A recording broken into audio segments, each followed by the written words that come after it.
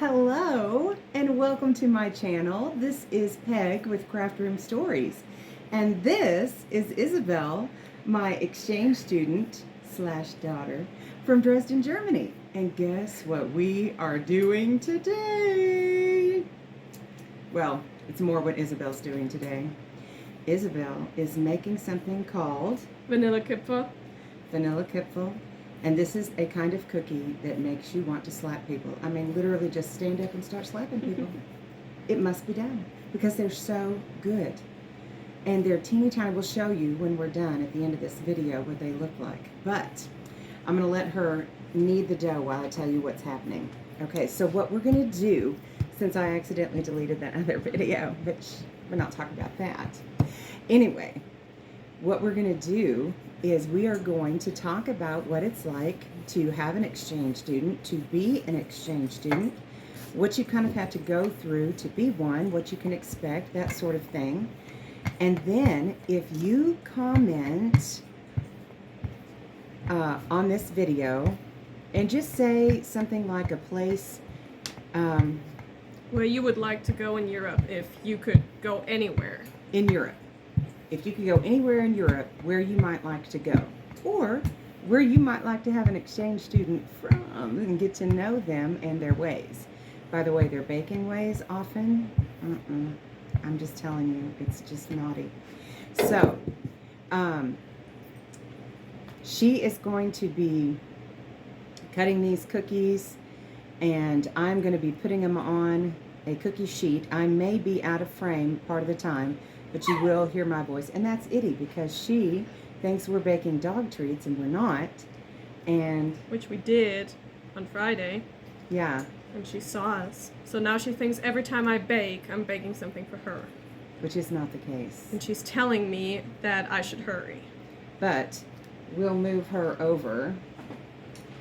And hopefully our background for the rest of our house is not really noticeable. Okay, so we're gonna roll Itty out of the way. Yeah, give her that piece. Okay. Did Gibson ever get a bite? No. But he's going to. Well, now all the dogs have to have a little bite of dough. And it is not bad Well, for the dogs. For everybody Itty did not who's- want it. Okay. Oh, She rejected it. She's like, if you're not going to give me the goods, you know, then I reject you. No, we don't need another one because... Oh, you just want to give For them the other? another? Okay. I don't want them to bake all the times. Okay. There we go. All right, so, while Isabel's doing that, let me grab this spatula so I can get these up and get them out of her way. Okay, so, Isabel, was it hard to become an exchange student? What did you have to go through?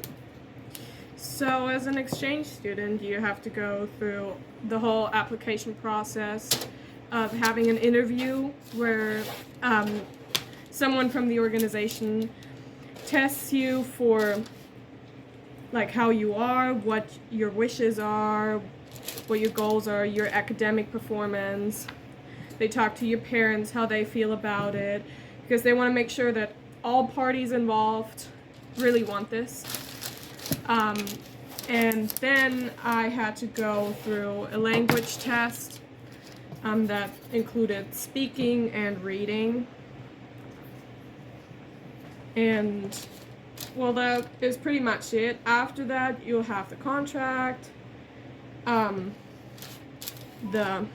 things, the amount you have to pay, depending on your organization. And then later... Is it expensive? It is very expensive. Now, is it expensive for the host family, or does the host family have to pay for you to come over here? No. The host families do not have to pay, but they also don't receive any money. So it is kind of charity work. It is. I can attest to that. It is somewhat charity, okay, by the fact that you do have to feed them while they're here, and you do have to give them a place to stay. They cover all of their other expenses. They come with their own traveling insurance. They cover all their clothes, their necessities. The only thing you have to provide is 3 meals a day, internet, typically for, so that they can get in touch with their families and things, and also for schoolwork. And you have to provide them, a private place to sleep. It can't be, well, now they can share a room. There are rules for them to share a room, but they have to have their own bed, is what I meant by private. They have to have their own bed. And it can't be like a futon or a blow-up bed. It has to be an actual bed. So those are like the most complicated rules for the host family. The rest of it is just fun. And then I had to fill out a whole online folder that asked me all kinds of questions. Get a letter from my English teacher, get a letter from my parents where they described me and how I am. Basically a letter that I wrote myself to about me, well, more like to my host family, just describing why I want to do this. And everything else, like hobbies, school performances, how long have I learned English, and all that kind of things. And then, of course, I had to get my visa, and then it's just most of the time waiting for host families. And I can tell you as a local coordinator that it is hard to find families who are willing to do this, mostly because they don't actually know what's involved, or they've never even thought of it, or they think it's going to be too expensive, all kinds of things. They think their family wouldn't be on board.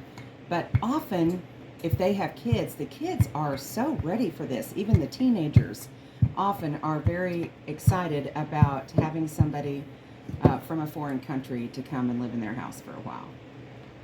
And, they can be, really good friends. They often end up being very good friends. So, okay, that's how you kind of get started. And, oh, by the way, we are with Academic Year in America. That is our organization. The German organization is called AIFS, but I work for the United States set, which is Academic Year in America organization.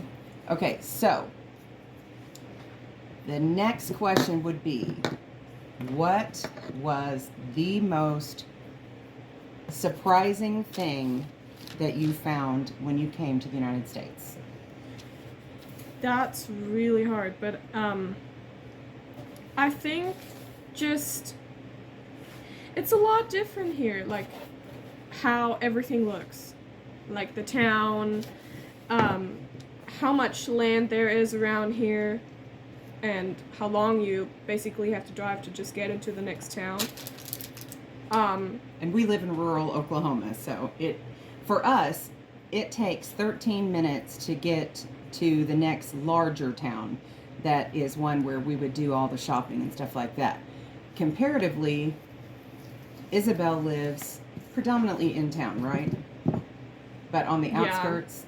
Yeah. I live in Dresden, which is the capital of Saxony, one of our smaller states, in the very east. So I'm basically in what's considered a pretty big town. I mean, it's not as big as Hamburg or Berlin or Munich, but it is it's much bigger than most cities in Germany, so. And you are at the far east, and you've got a relative that lives kind of at the far west. And how long does it take to get there? Depending on traffic, it takes us between 5.5 to 7 hours. When there's a lot of traffic on the Autobahn.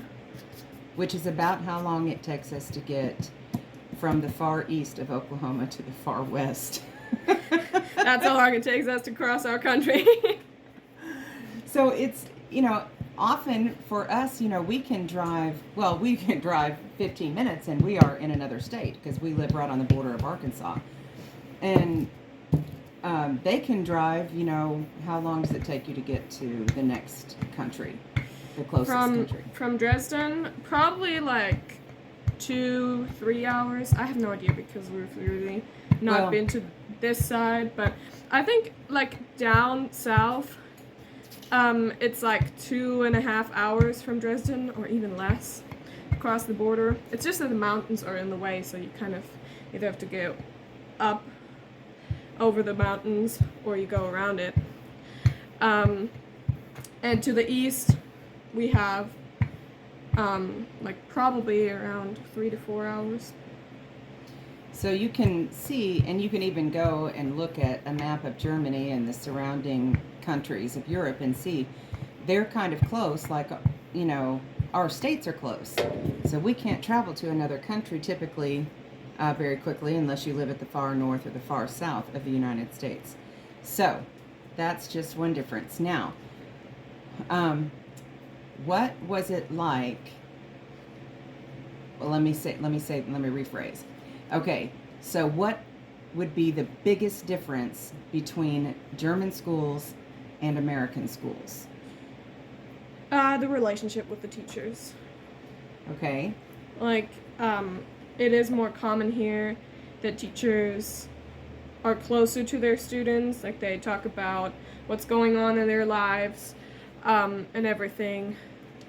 I don't know if it's just the fact that our teachers don't really have time for that, or that it's just not really a thing. Like, Germans don't get close with their teachers or like with strangers immediately in general. Is there any extracurricular things at your school? Like, do you have cheerleading and sports teams? No, we don't have any like real teams. We have after school activities, but that's not really clubs or anything like where you actually do stuff together. It's just like we have a chess after school activity, but they don't go to any like competitions or anything. It's just for fun, or if you want to learn something extra. Okay, had to pause for just a second. Was selling something, and somebody came and bought it. Yay! All right, so that's neither here nor there. Okay, so one thing we wanted to talk about was one of the biggest differences, also, or probably the hardest thing to get used to, maybe, was the fact that we have an air conditioning in our house, and it gets hot in Oklahoma. So talk about how that affected you, Isabel.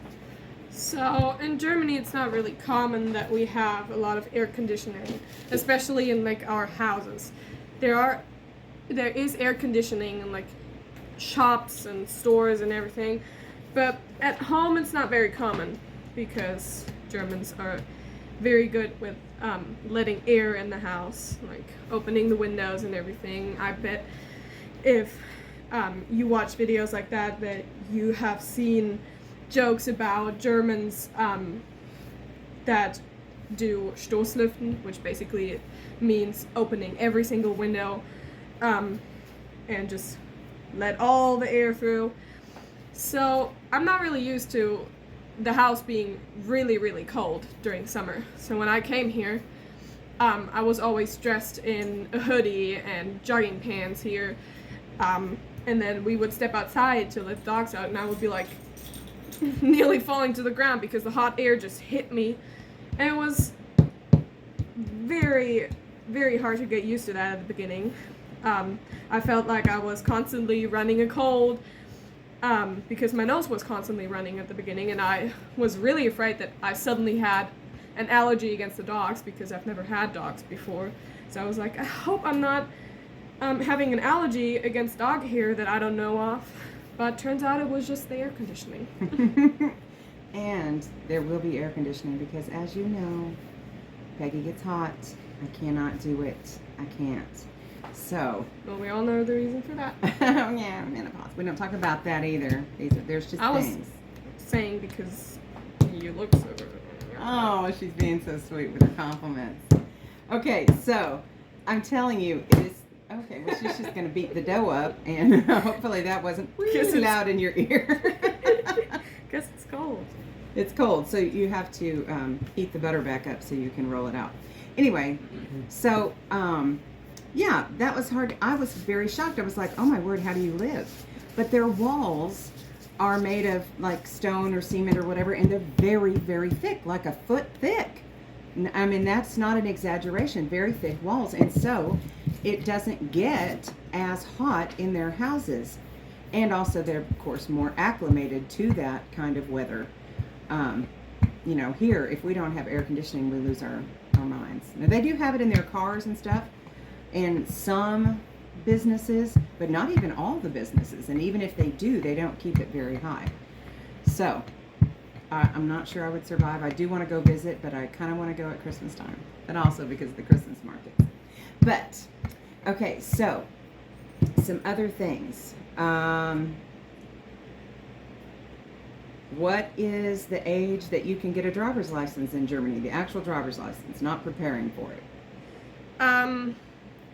Well, driver's license with, like the driving allowance in a company of an adult is with 17, but driving alone with 18. So 18. And how old are you when you can drink? Without an adult present.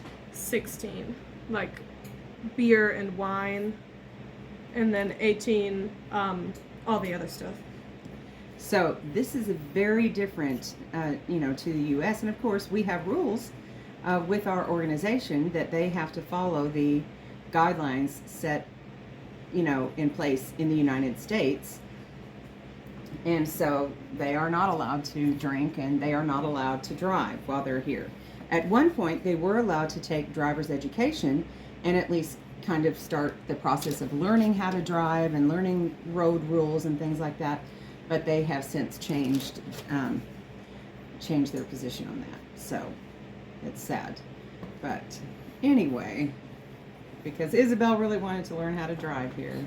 Yeah, Sadly. because it's a lot cheaper here. Yeah, how much does it cost to get a driver's license in Germany? Okay, so 2 years ago, people would have said like around 3,000. Nowadays, some people even pay 4,000 euros to get their driver's license. And comparatively, in Oklahoma at least, it costs $42 to get your driver's license, and it does not cost at all to take the test, no matter how many times you take it.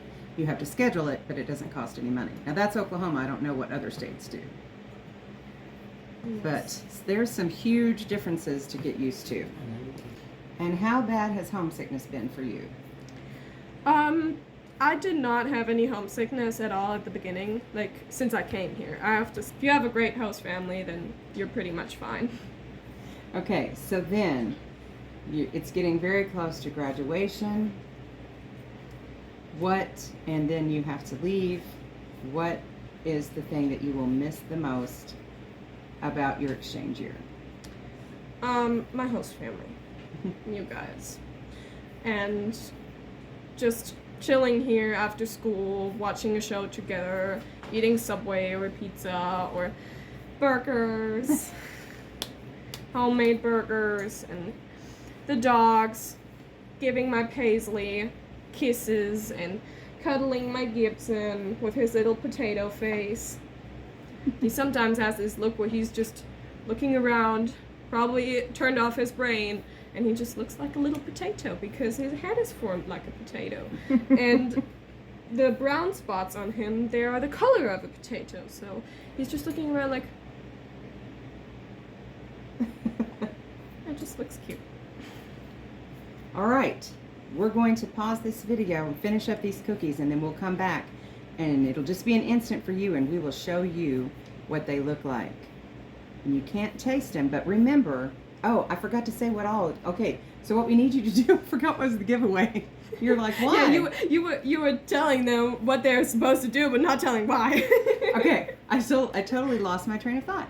Okay, so for the giveaway, if you will comment on this video and say the place that you would most like to go in Europe, and really that's all. And also if you're interested in hosting an exchange student, you know, just put that on there and we'll private message and contact you.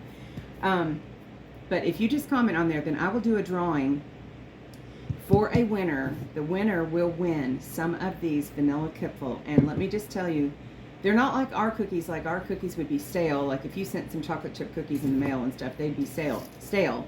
But that's not the way with these cookies. And I know this because Isabel's uncle sent her some from Germany and they were not stale at all. Still good. But so we will. There will be some German cookies in there, the vanilla cupful, and some craft goodies. Just a few, maybe, some craft goodies. All right, guys, we'll see you in a second.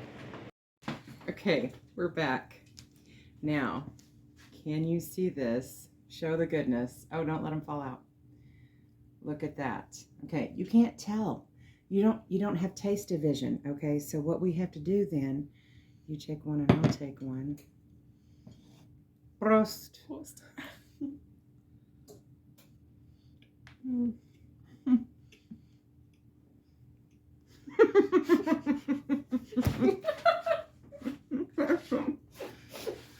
I'm telling you. I'm telling you, they're so good. You just don't know. Crunchy, buttery goodness. Even Itty's over there begging. I mean, you can't stop at one. Ridiculous. No.